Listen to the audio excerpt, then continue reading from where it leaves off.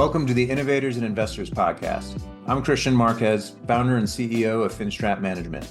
At Finstrat, we provide CFO-led accounting, finance, and reporting services to assist clients monetize their business. Stick around to the end of the podcast, and I'll share how you can be our next guest. Now, on to the show.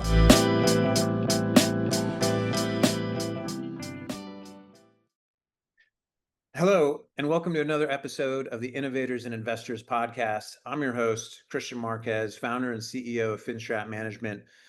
With us today, we have Greg Martin. Greg is the CEO and co-founder of Ghost Security. Greg, welcome to the podcast. Hey, thanks for having me. Our pleasure. So let's start with Ghost Security. What problem is it solving in the marketplace? Yeah, Ghost is a new company about 3 years old. We are tackling making apps and software safer. Our approach is that we've built our own agentic model that essentially understands software application security and vulnerabilities like a human expert. And it continually runs over all new software releases that your developers make. And it looks for those tricky to find bugs and issues in the software that could lead to some risk to the business. So our product is a SaaS. We offer it to businesses. Kind of our sweet spot is kind of medium to large enterprise. And we're able to really find and help remediate risk at a much faster and higher degree of quality than ever before, because we've kind of built this new agentic approach, and the underlying engine is just fundamentally better. The tech is better now, so that's what's exciting about Ghost. So, if I had to make a guess, the majority of our audience will be familiar with penetration or pen tests as being an ability to do a risk assessment on a piece of software. How does Ghost Security, or how should our audience think of Ghost Security relative to a pen test?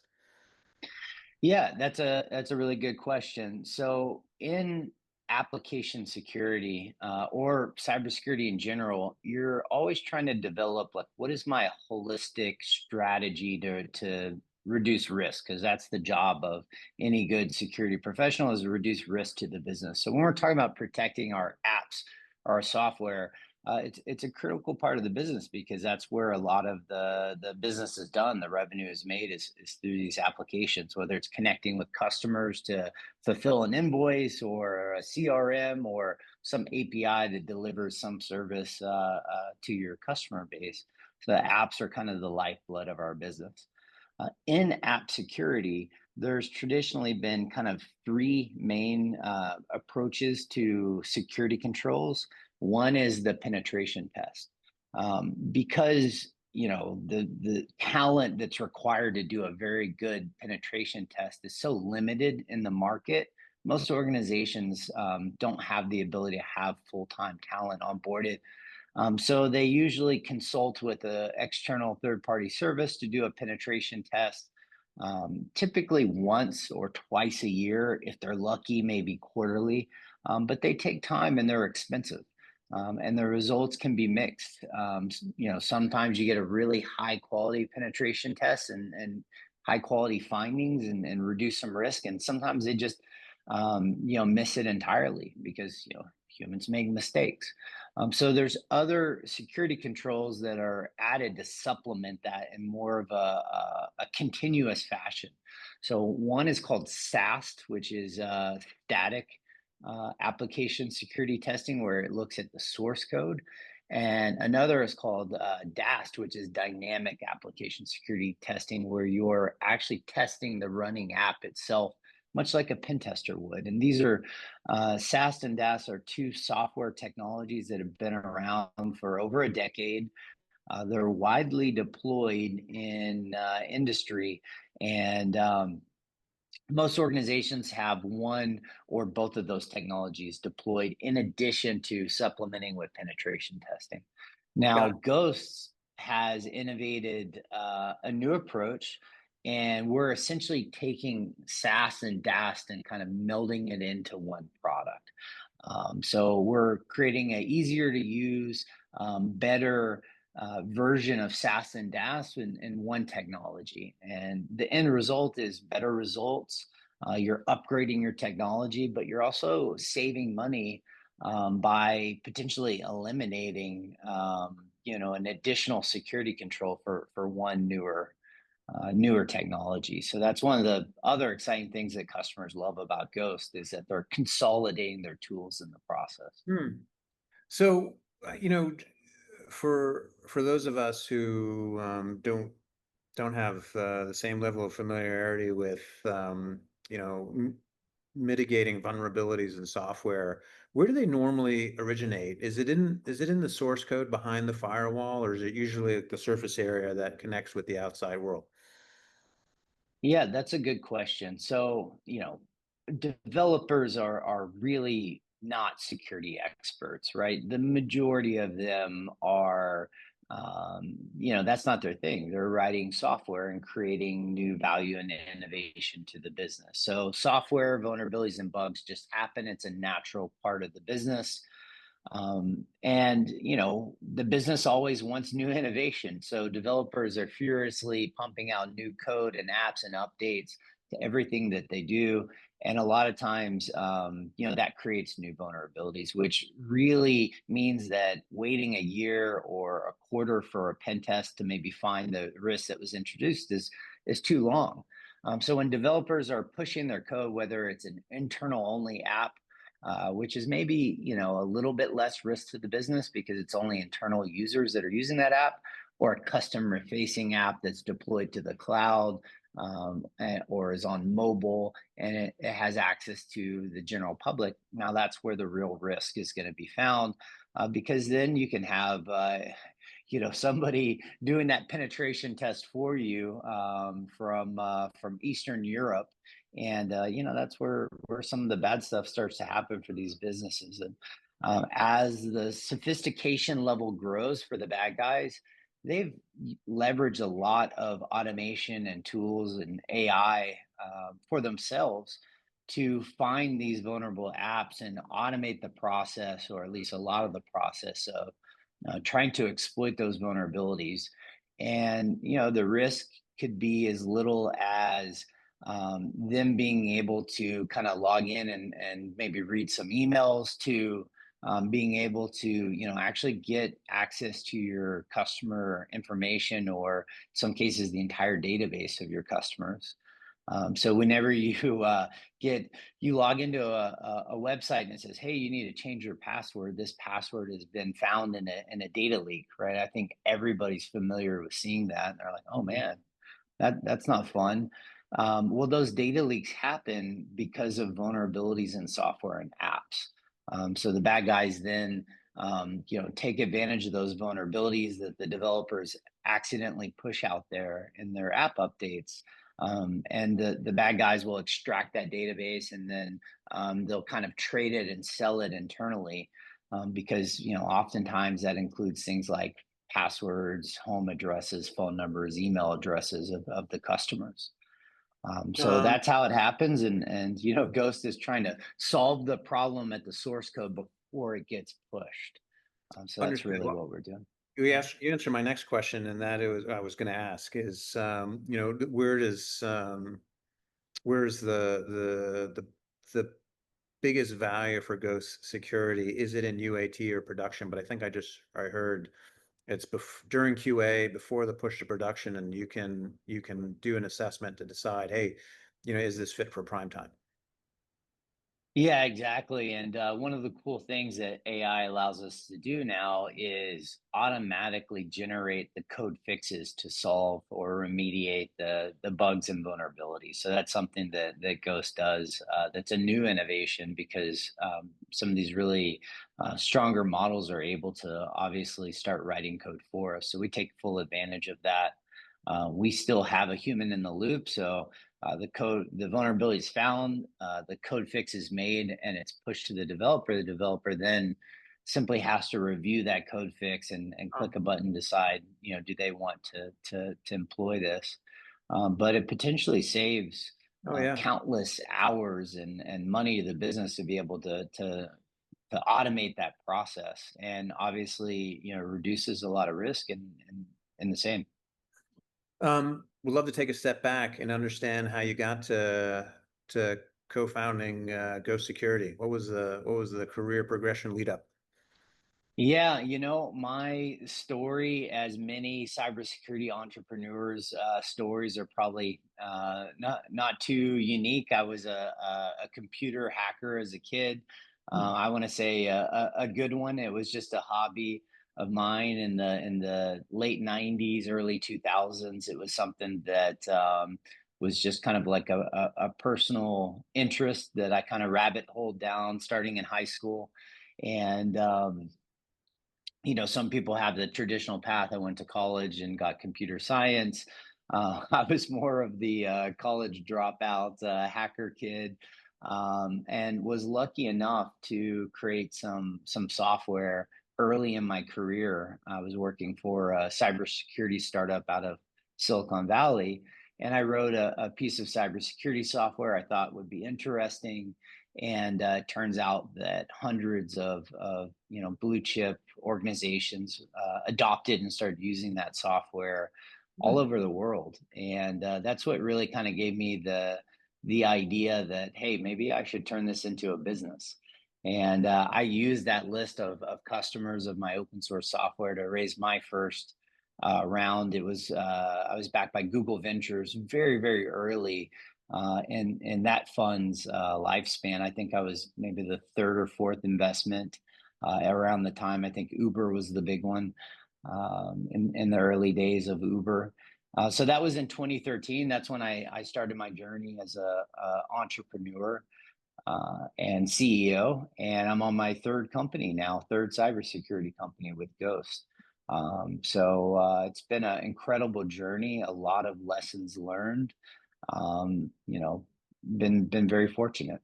That's fantastic. May I ask how did things turn out with the previous two companies? Yeah, great. So the first company is called Anomaly. It's based in Redwood City, California. When Google invested, I was living in New York City at the time, and I had been supporting a lot of the big financials in New York with some cybersecurity consulting and whatnot.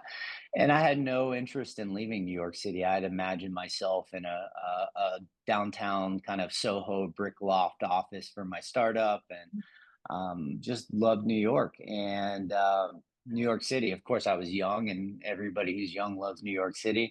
And they said, "Look, you want this investment, you have to move to the Bay Area." And they ensured me that things would go off like a rocket ship if I did.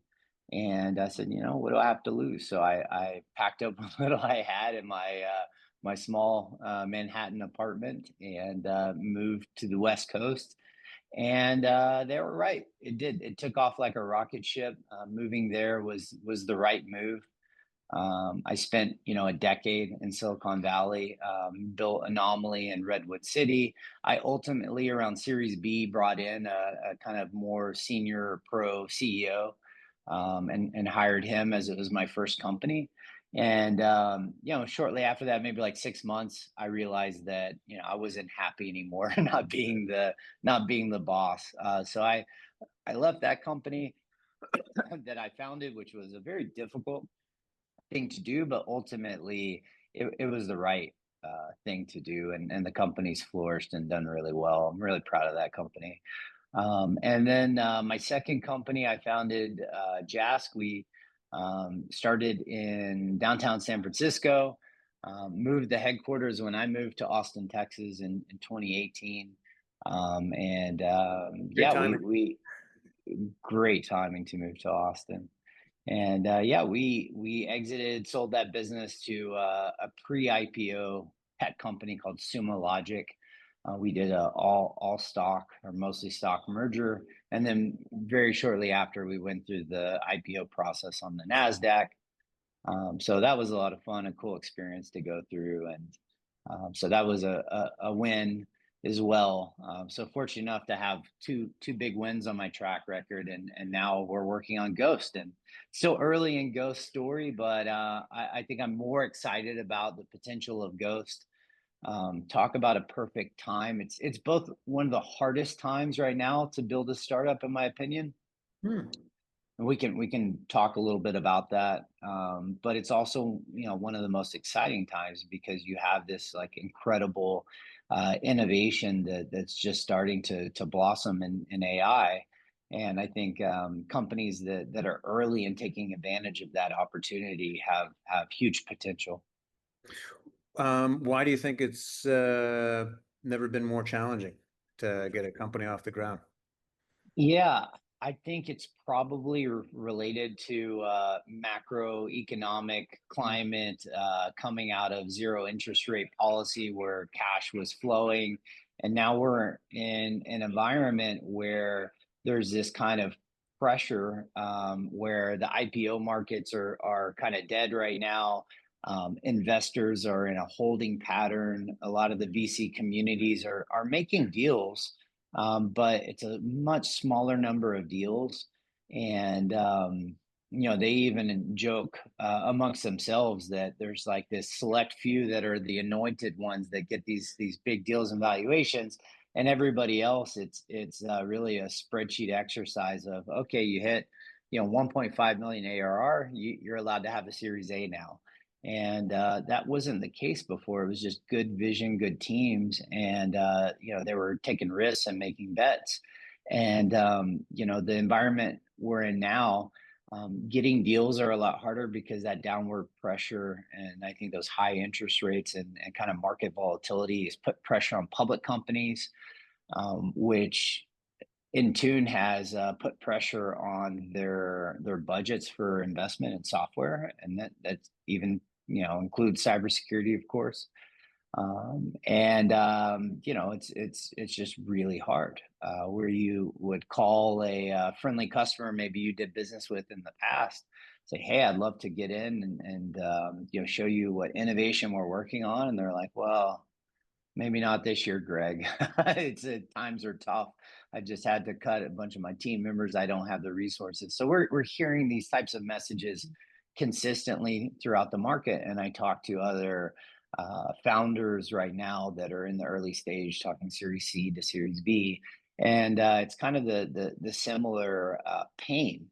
And then you talk to VCs, and they're doing a lot of bridge rounds right now for their companies. So I think zooming out, the climate for building a startup right now, I believe, is the hardest I've seen in my career as a founder.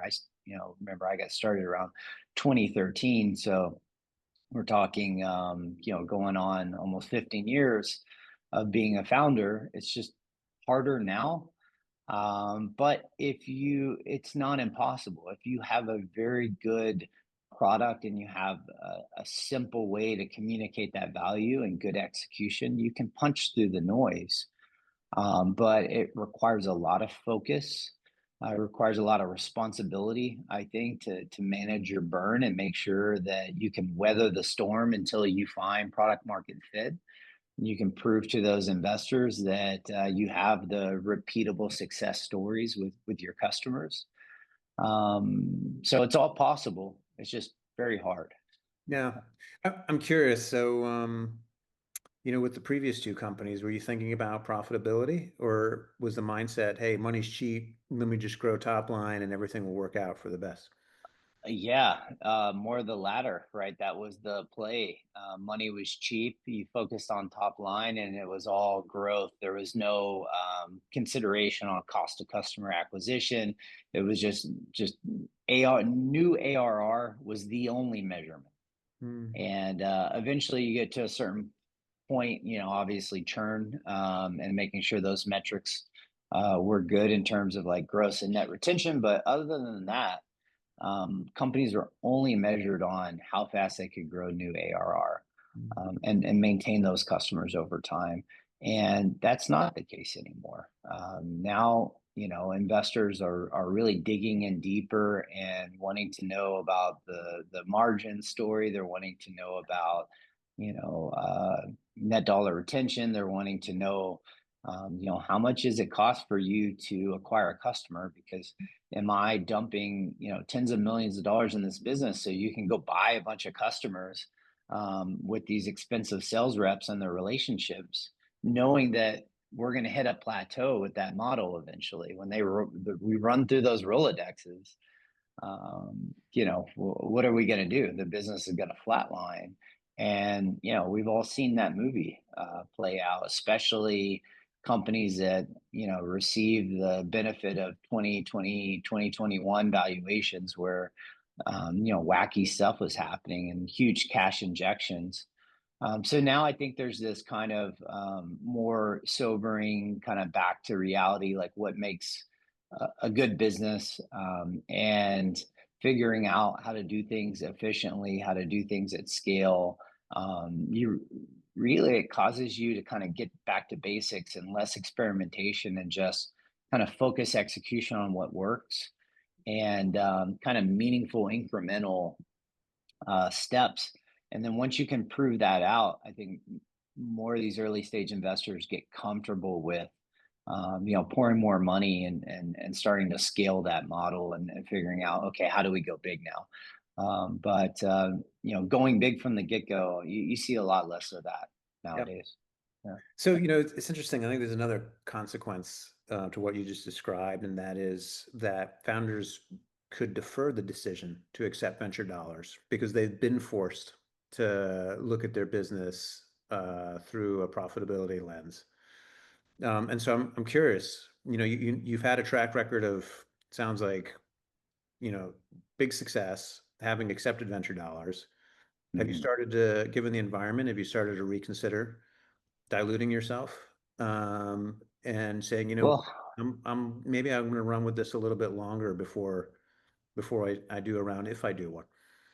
yeah, I mean, look, I've been fortunate enough to be able to give back and invest in and advise in other startups over the last handful of years.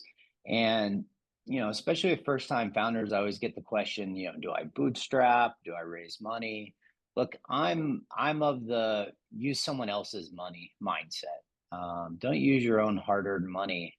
What we're doing is high risk enough. What you're able to put in your bank account, you need to save and protect for your family. If you have something really good, go find investors that have a little bit bigger risk appetite. And so I definitely think VC is a strong way to go. But you're asking a really good question. When does it make sense to take back some of that control? And maybe it doesn't make sense to do a Series A or a Series B round. Some companies are just not destined to be billion-dollar companies or IPO candidates. And I think that founders need to understand the incentive models of VCs and how that works, and then they can kind of start to think on their own and realize, okay, if VCs are they're measured by the metrics of their fund, and the fund metrics can get better two ways. One is that there's an outcome, an exit, right? And this is the one that everybody knows about, right? I get acquired for 10x or 100x. That's a big win for my team and the founders and the investors. But what I think a lot of folks don't really understand the nuances is on deal markups. And if another round is raised at a higher valuation, that fund also gets marked up, and the LPs in that venture fund, see an increase in value. So the investors are incentivized, and their bonuses are tied to increasing value of that fund.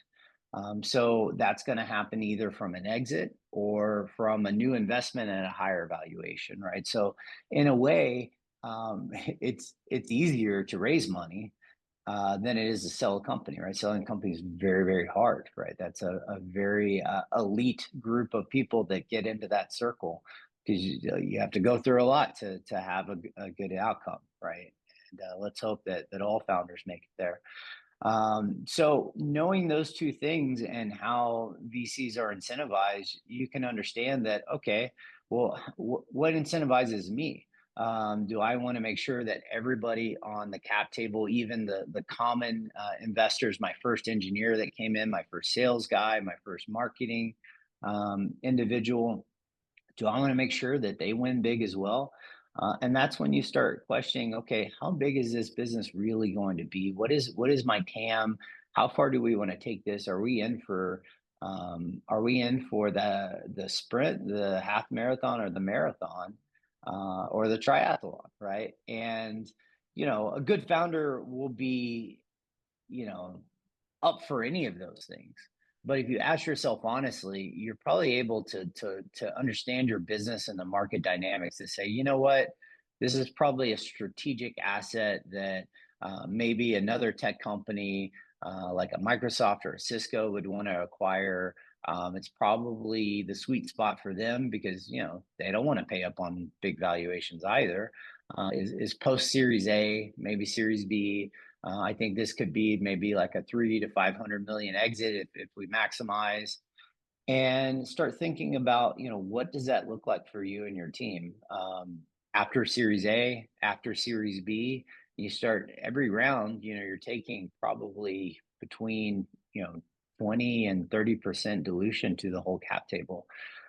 So that compounds pretty quickly. So you Yep. got to you got to start asking yourself these questions and thinking these through, because I meet a lot of entrepreneurs that have built great businesses, 100 million ARR businesses, but they've been at it for 10 years, Mm, and they've taken so many rounds and diluted themselves so many times that they would have probably had the same outcome if they just sold the business after year two.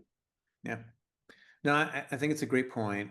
Um, I don't know how, we're a bit unique in so much as we're providing fractional CFO services to our clients. So we're having those conversations. But I would tell you in the normal course, just interacting with founders, they know that there's this concept of an exit. I'd like to monetize this business, but they don't necessarily understand what the path looks like Yeah. from A to Z. And yeah, I mean, answering questions like, well, what's the consequence of accepting outside dollars? Because there are. Um, Good news is that, we see more instances of venture debt popping up. Mhm. So given the bigger focus on profitability and cash flow, we're seeing a proliferation of venture debt lenders, and it's just more optionality for a founder to hold on to more of the company, or at least, deferring the decision to bring on, equity partners. I'm curious, and obviously I don't want you to share, anything confidential, but have you raised any outside equity for Go Security yet? Outside equity, you mean venture capital? Yes. Yeah, we've raised 18 million so far, and I would say a healthy amount, and great firms, Silicon Valley based firms. I've had a relationship with most of them, and worked with them for some time, and I think that in this market, thankfully, we did go that route early on, and we did raise a little bit larger round to give us the breathing room to figure things out. But it's easier. The one thing that's easier as a multi-time founder is getting that big Sure. first investment.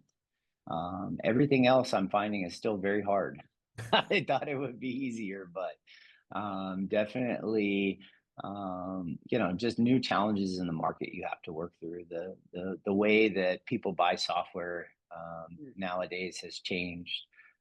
Buyer psychology, COVID, I think all of it has played a factor. And flying to New York and taking someone out to dinner or steak dinner and having wine with your sales rep and your customer, that model is kind of outdated now.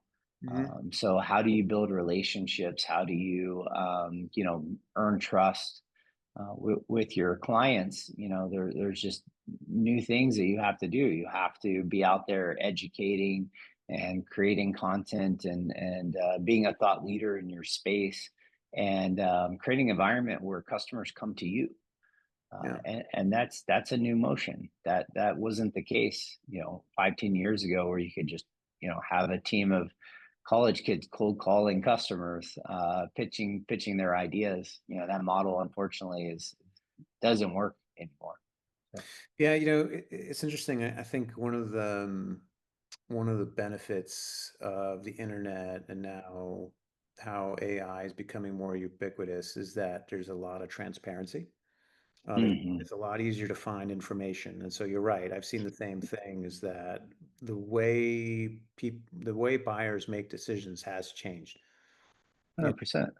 it's like, there was a time where someone in marketing will tell you, write a blog post Yeah. to establish your credibility. I was like, well, you have to appreciate someone has, availability to ChatGPT. They can get answers to the majority of their questions. I think the question now becomes more around execution. Give me insights into why what you've built uh, is gonna best serve me. And then you're right. I think relationships are really important. Um, I think that's it's kind of like the existential overarching theme that I see. It's like, let me know that you understand my business and you care about me. Hmm. Obviously, it becomes challenging to do that at scale, like your reference of exhausting the Rolodex.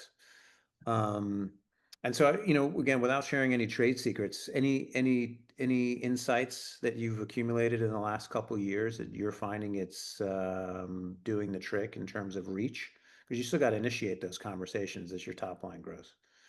Yeah, absolutely. I think that being a thought leader, standing out, leading with authenticity, I think is working right now in this market.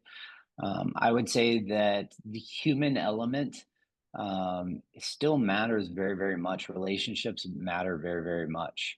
And whether it's virtual, I prefer in person. I think that's a more powerful way to build relationships, but it's harder to get people in person now. So, we've kind of come up with these more kind of regional plans where, okay, we'll go to one city, maybe we'll partner with another partner firm that can help split the costs, and we'll go to Chicago, we'll go to Phoenix, we'll go to Dallas, we'll go to New York, and spend a day. And instead of focus on wining and dining, maybe you have a lunch, but you have some kind of guest speaker and it's educational, and you're kind of building a community, educating and building relationships all at the same time. So it's a little bit of a different model now, that I find is working, but getting people together still, I think, and having that human element to your business is still, incredibly important and fundamental.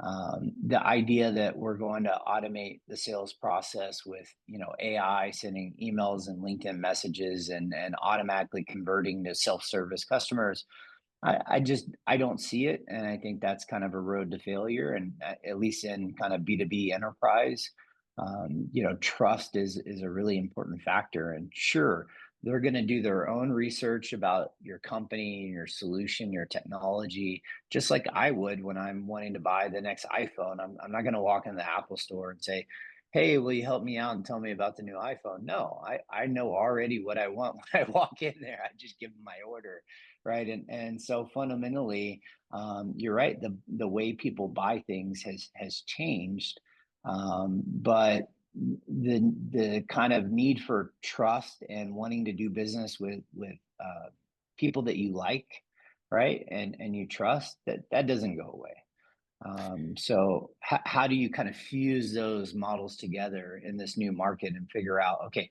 how do I create trust and relationships and be likable, which I think comes from authenticity, right? So where I wear a hat in my meetings on Zoom with customers, maybe some find it disrespectful, but they get the real Greg.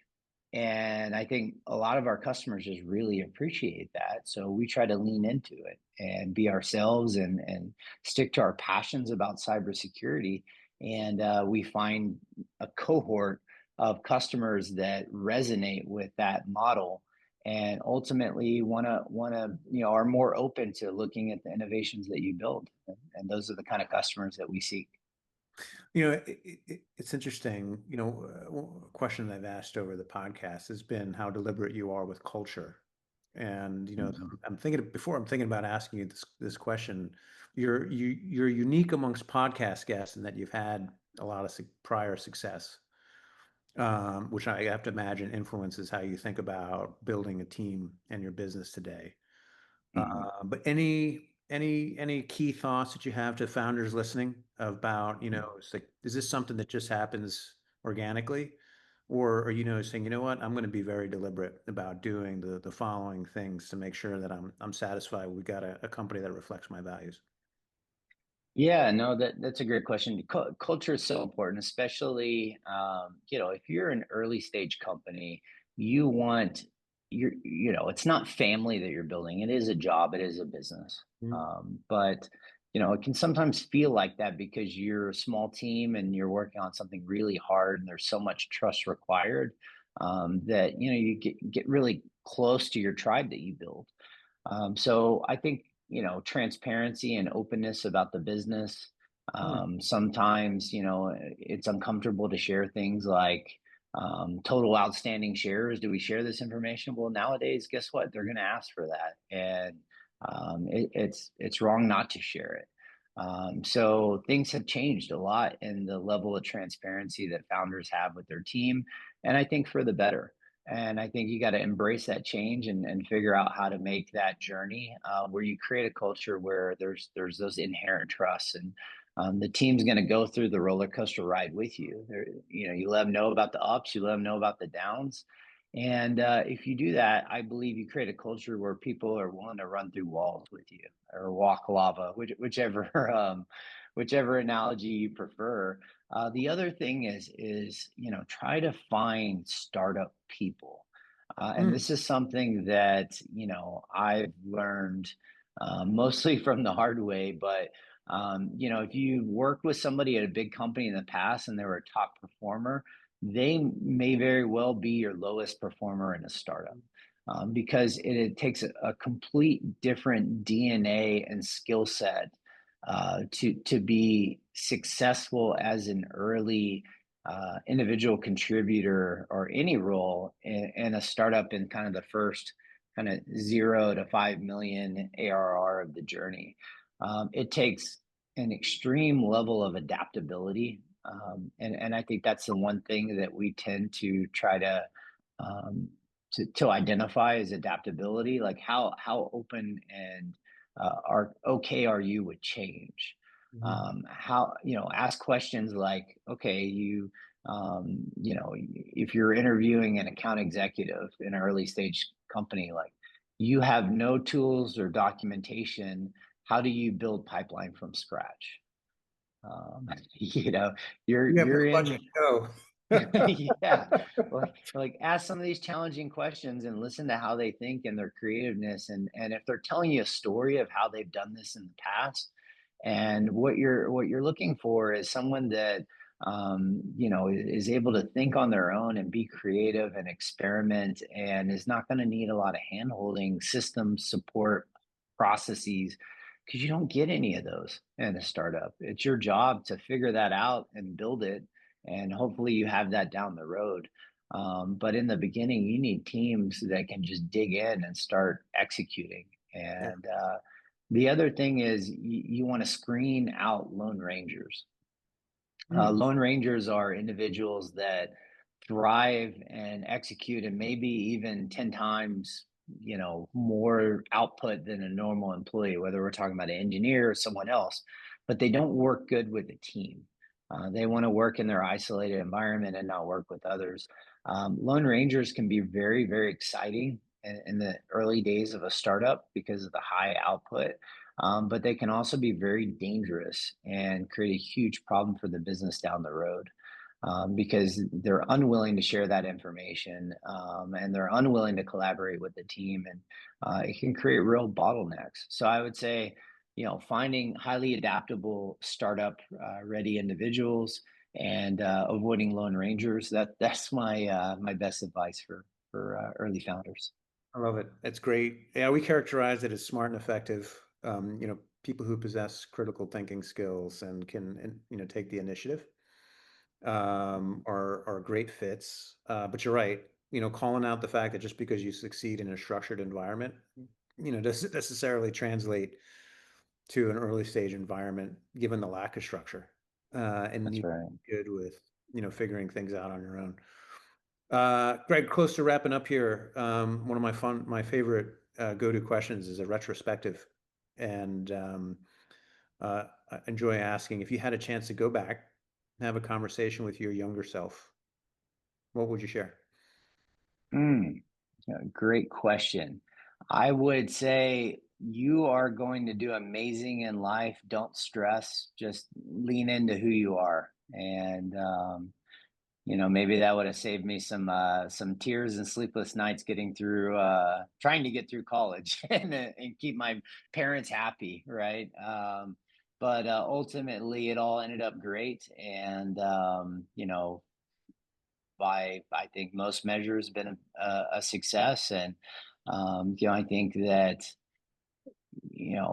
being a young 20-year-old or teenager worried about getting into the right school or getting a high score on their SATs or getting a scholarship for baseball or what have you, it's just so much stress at that age.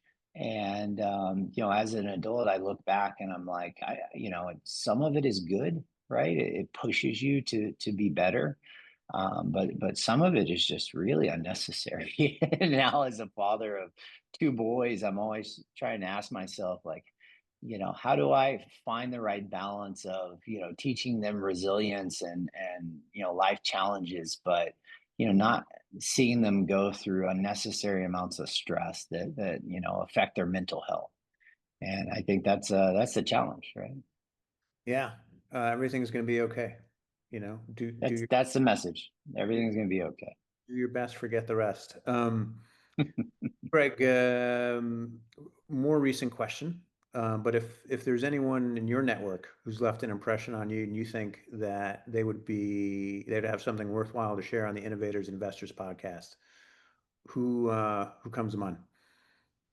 Oh, so many excellent people that I would love to recommend to you. Let me think about that one. I don't know if I have someone right off the top of my head, but happy to send you a list of recommendations. I'm lucky enough to be surrounded by people that are much smarter than me, much more successful and handsome, and all those great qualities. So.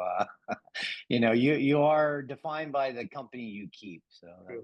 that's Well, good stuff. On that note, for our listeners, take a look in the show notes because we're gonna publish Greg's recommendations there and make best efforts to see if we can't get at least one of them on the show. Greg, really appreciate your time. Thank you. If there are any of our listeners who'd like to get a hold of you, how can they find you? Sure. I'm Greg C. Martin on LinkedIn. I'm pretty active on LinkedIn. That's the best place to find me. Ghost.security is our website. If you have software that you build in your company and you certainly need to protect it, we'd love to talk to you. So. Fantastic. Good stuff. Well, you know how to get a hold of Greg, and it sounds like you now have, a really good reason to do so. With that, again, Greg Martin, CEO, co-founder of Ghost Security. Greg, again, appreciate your time. And I'm your host, Kristian Marquez, founder, CEO of Finstrat Management. Thank you for joining us for another episode of the Innovators Investors Podcast. Take care. Kristian Marquez here. Thank you so much for listening to the Innovators and Investors Podcast. If you are a successful founder or an investor who would like to be on the podcast, please visit podcast.finstratmgmt.com. If you know someone that would be a great guest, please tag them on social media to let them know about the show and include the hashtag Innovators and Investors. I'd love to see your posts and suggestions. We're regularly putting out new episodes and content. To make sure you catch each new episode, please subscribe to the Innovators and Investors Podcast. And your thumbs up, ratings, and reviews go a long way to help promote the show, and it means a lot to me and my team.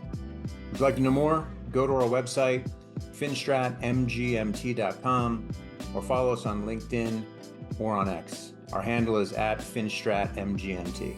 This is Kristian Marquez. Thank you for listening. Until next time.